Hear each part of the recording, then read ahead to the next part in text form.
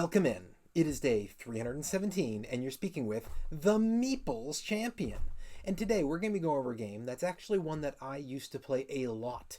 When I was in my first real big board game group, this is a game that a friend of mine owned, and I really enjoyed the game.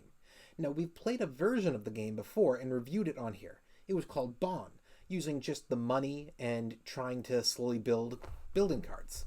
This was really the main game. The game was called Alhambra. Now, Alhambra is a really fun setup because you're essentially going for three features in the game.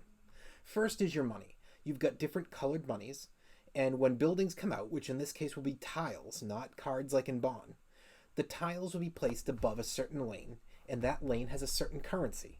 So, as you're playing the game, you can grab money from below, or you can buy from above. If you choose to get money, you're going to grab this in either a single amount or two amounts that add up to 5 or less.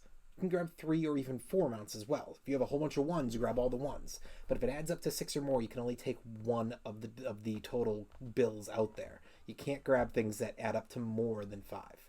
So you get your money on one turn, or you spend it, at which point you can buy above. Just like in Bon, the setup is simple. When you buy something from above, you're going to pay its amount in its color.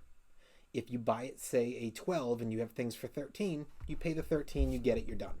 But if you go to buy it and that is the exact amount, you take the building tile, you do not refill the space, and now you have a second turn, at which point you can buy another building or you can grab money from below.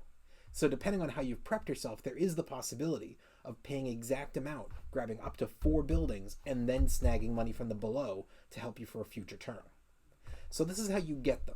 Now, when you get them, you add them to your city. This is where it gets different than Bon. In Bon, you simply have it and the majority rules. There's still majority rules in this. You're still going to have payouts based on who has the most of a color.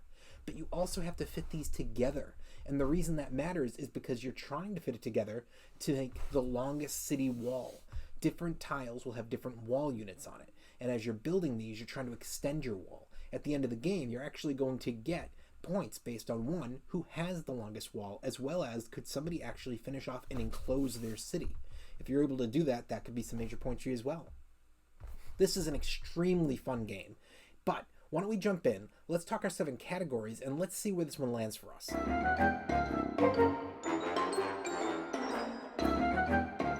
Now, when it comes to that art, I love the inside art. I think that this is one of those tile placing games that the art just does such a fabulous job on.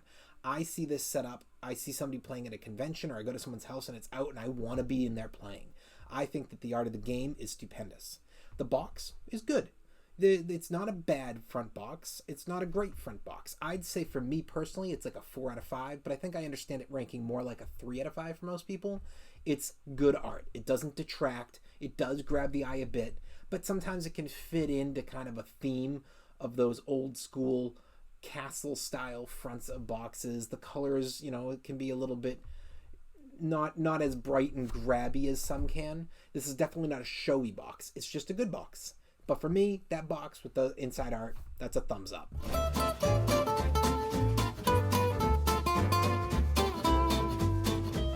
Your components. So your components are tiles and cards, both of which they clearly put a lot of time and effort into. They've got really good quality. It's a thumbs up.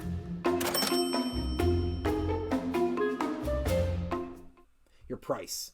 Now, Alhambra is still a game that you can find. I'd say it's available in probably 2 out of 5 board game stores.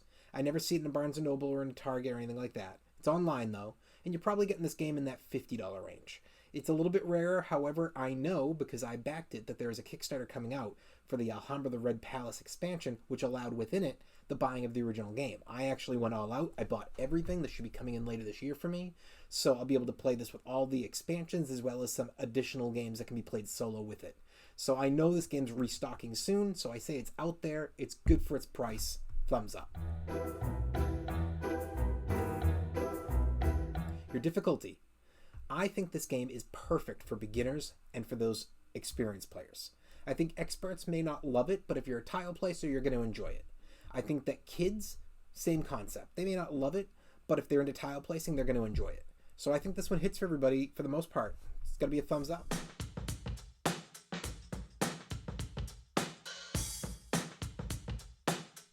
Replayability. This is one of those games that when we were playing it 2 or 3 times a night. And we were playing this at least once a month. So for me, this has loads of replayability. It's one of those games that's easy to get to the table no matter the player count. Thumbs up.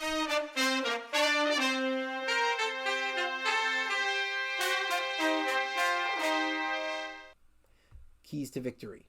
So the keys are really, to me, yes, you can work on your wall, design your city, all that. That's there. It's a piece to it.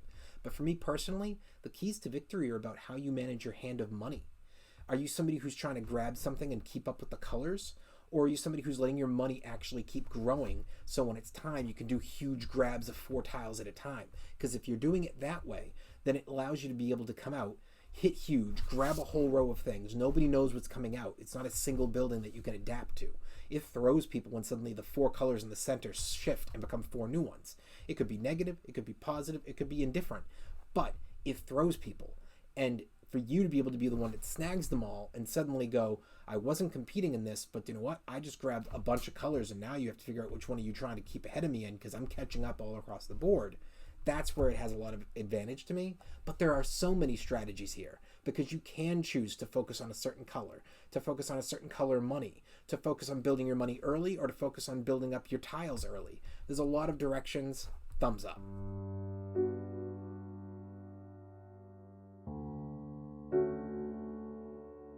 Is the game unique? I really like the game. I think that the tile placing is not unique. We've seen tile placing games. We've seen tile placing games where you're building a city. What we haven't really seen, though, is the multiple currency games. There are some, but not many. And that setup, that mechanic of building your city out with multiple types of kingdoms colors while using multiple currencies to get those to the board, to me that is extremely unique. The problem is, the Red Palace expansion is coming, which is also a standalone, as well as the game Bond, which already does this. It's all the same company, but they competed with themselves. It does kind of saturate the market a little bit. It's got to be a thumbs down. They hurt themselves with their own versions of the same game. Overall, what do I think?